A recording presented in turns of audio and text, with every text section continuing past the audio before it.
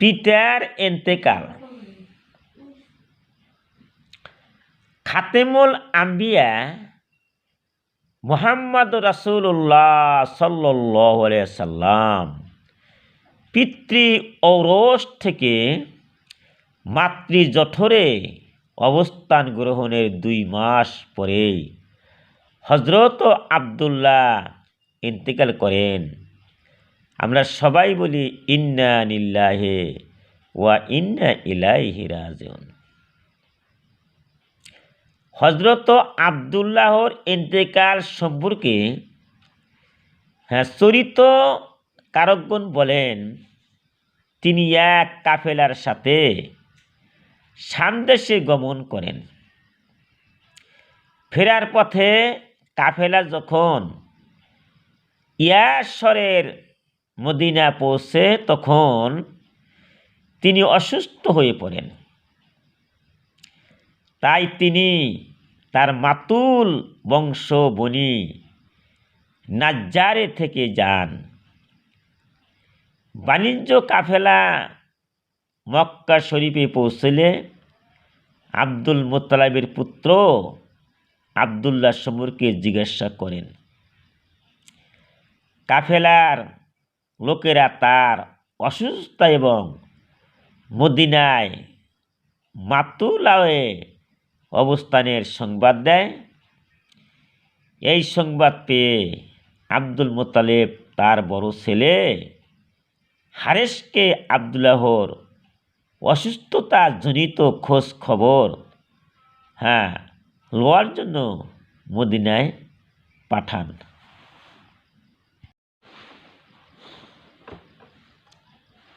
হারেস মদিনায় পৌঁছে জানতে পারেন আব্দুল্লাহ মশাদি কাল রোগ ভোগের পর মৃত্যুবরণ করেছেন। হারেস এসে যখন এই হৃদয় বিদারক দুঃখজনক সংবাদ দেন, তখন আব্দুল মুত্তালিব স্বয়ং এবং সমগ্র বনি হাশেম খুবই মুমূর্ষ পড়েন। কেননা তিনি বাবা এবং ভাইদের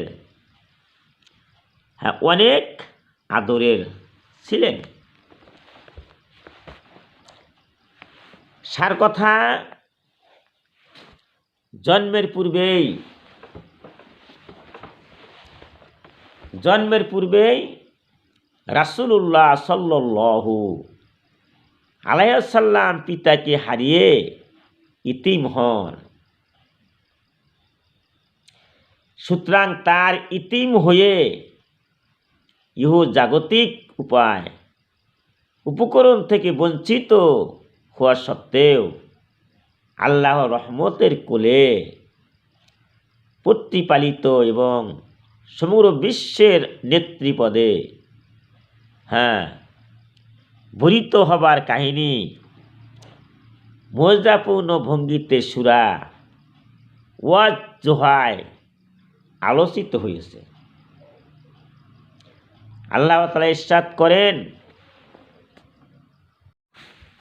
বিসমিল্লাহির রহমানির রহিম। ইয়ালামু ইয়াজিদকা ইয়াতীমান ফাওয়া ওয়া ওয়াজাদাকা দাল্লান ফাহাদা ওয়া ওয়াজাদাকা আইলান ফাআগনা।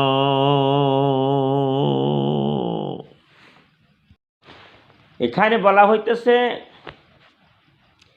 হে রাসূল, তার মানে আমার আল্লাহ তাবারক তাআলা বিশ্ব নবী সাল্লাল্লাহু আলাইহি সাল্লামকে বলতেছেন, হে রাসূল, আপনাকে কি আল্লাহ তাআলা ইতিম পান নাই? অথবা নিজের রহমতের করে আশ্রয় দিয়েছেন এবং আপনাকে অনবহিত পেয়েছেন, অতঃপর পথের দিশা দিয়েছেন। আপনার কি উপায় উপকরণের মুখাপি পান নাই? অতঃপর আপনাকে ধনাঢ্য করেছেন। বিশ্বনবী সাল্লাল্লাহু আলাইহি সাল্লাম ব্যবসা বাণিজ্য করেছিল। আপনারা সবাই জানেন খাদিজা রাদিয়াল্লাহু তাআলা খুব ধনী ঘরের মহিলা ছিল। তাই আমার নবী বিবি খাদিজা ব্যবসায়ী যে লাভ ধারণা করেছিলেন তার দ্বিগুণের বেশি লাভ হলো। তার মানে আমার নবী ব্যবসা বাণিজ্য করে খুব লাভালাভ, টাকা পয়সা অনেক কিছু উনি বেশি বেশি কামাই অর্জন করলো বিশ্বনবী। বিবি খাদিজা ব্যবসায়ের ক্ষেত্রে যতটা খুশি হলেন তার চেয়ে বেশি খুশি হলেন মহানবীর অলৌকিক ঘটনা শুনে। এরপর থেকে বিবি খাদিজা ব্যবসায়ের সব দায়িত্ব মহানবীর হাতে তুলে দিলেন। সুবহানাল্লাহ। আমার নবী যদিও গরিব ছিল, দুঃখিয়া ছিল, দরিদ্র ছিল, যখন সমস্ত টাকা পয়সা ধনসম্পত্তি বাড়িঘর সব আমার নবীর হাতে তুলিয়ে দিল কেরা? খাদিজা রাদিয়াল্লাহু তাআলা আনহা। গতিকে আমার নবীকে আল্লাহ ধনী বানা দিল।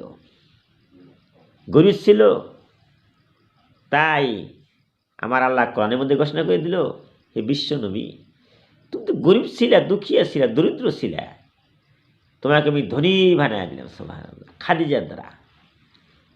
খাদিজা তো আমার নবী বিবাহ করেছিল। খাদিজা তো ধনী ঘরে মেয়ে ছিল, সব আমার নবীকে দান করে দেয় খাদিজা। মহানবী সাল্লাল্লাহু আলাইহি সাল্লাম সিরিয়া, শাম জায়গার নাম। সিরিয়া একটা জায়গার নাম, শাম একটা জায়গার নাম, বর্ষা একটা জায়গার নাম। এইসব দেশে ব্যবসা উপলক্ষে ভ্রমণ করে প্রতিবারে প্রচুর লাভ করেছিল। প্রচুর লাভ করে বাড়িতে ফিরে আসলো। সুবহানাল্লাহ। বোঝা গেল আমার নবীর খুব রহমত বরকত। প্রথম আমার নবী ব্যবসা বাণিজ্য লাভ করেছিল। আজকে আমরা যদি ব্যবসা বাণিজ্য করি, বিসমিল্লাহ বলিয়া ব্যবসা বাণিজ্য নিচ্ছে, আমাদেরকেও লাভ হবে, বিশ্বাস করতে হবে। কোরআনের মধ্যে আল্লাহ বলতেছেন যে ব্যবসা বাণিজ্যের ভিতরে আমি বরকত দেই, আর সুদের ভিতরে আল্লাহ বরকত দেয় না।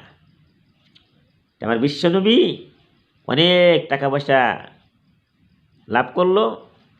খাদিজা রাদিয়াল্লাহু তাআলা আনহার মন কিছুদিন যাবত কেমন যেন চঞ্চল হয়ে উঠল। এখন নবী যখন লাভালাভ খুব করে, টাকা পয়সা কামাই করে, খাদিজা রাদিয়াল্লাহু তাআলা আনহা নবীর প্রতি পুরা আগ্রহ, পুরা মহব্বত হয়ে গেল বিশ্ব নবীর প্রতি। তার মনের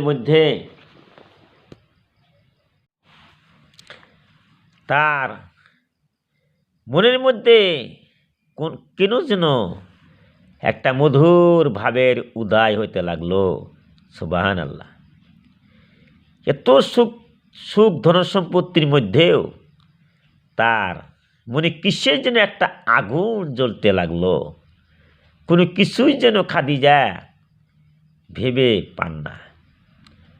মহানবী সাল্লাল্লাহু আলাইহি সাল্লাম সিরিয়া যাওয়ার পর থেকেই তার মন বারবার মহানবীকে দেখার জন্য চঞ্চল হয়ে উঠতে লাগলো। সুবহানাল্লাহ। বোঝা গেল যে নবীর প্রতি এত মহব্বত ছিল খাদিজার। এ কিসের আকর্ষণ, কেনই বা আকর্ষণ? এসব প্রশ্ন উত্তর খাদিজা নিজেই খুঁজে পাচ্ছেন না। তার হৃদয়ে তপ্ত আগুনে পুড়ে ছারখার হয়ে যাচ্ছে। তিনি আজ আর সুখী নন। তার মনে আজ কিসের অশান্তি? খাদিজা তো কখনো বিলাসপ্রিয় নন। কামনা বাসনা তো অনেক দিন আগে নিভে গেছে। মহানবী সাল্লাল্লাহু আলাইহি সাল্লাম সিরিয়ার উদ্দেশ্যে গিয়েছেন মাত্র কয়েকদিন হলো। খাদিজার কাছেই অল্প কয়েক দিনজেন কয়েক বছর মনে হতে লাগলো। না জানি মুহাম্মদ সাল্লাল্লাহু আলাইহি সাল্লামের কোন বিপদ হলো নাকি। হ্যাঁ, তাহলে বিশ্বনবীর প্রতি আমার ভাইয়েরা এবং মায়েরা চিন্তা করে দেখেন, বিশ্বনবীর প্রতি এত মহব্বত ছিল খাদিজার। বিশ্বনবী কোথায় যায়, কোথায় যুদ্ধ করে, কি করে না করে, সব সে খবর বার্তা অন্তরের ভিতরে সব সে বিশ্বনবীর প্রতি মহব্বত ছিল। তে আমার নবীও খাদিজা রাদিয়াল্লাহু তাআলা আনহাকে অন্তরে ভালোবাসত। তাই আমি মায়েদেরকে বলিয়া যাই, আপনারাও স্বামীকে মহব্বত করবেন, স্বামীকে ভালোবাসবেন, যেমন খাদিজা রাদিয়াল্লাহু তাআলা আনহা আমার বিশ্বনবীকে ভালোবেসেছিল। তাই আমার বক্তব্য এখানেই শেষ করলাম। ওয়াখিরু দাওয়ানা আনিল হামদুলিল্লাহি রাব্বিল আলামিন।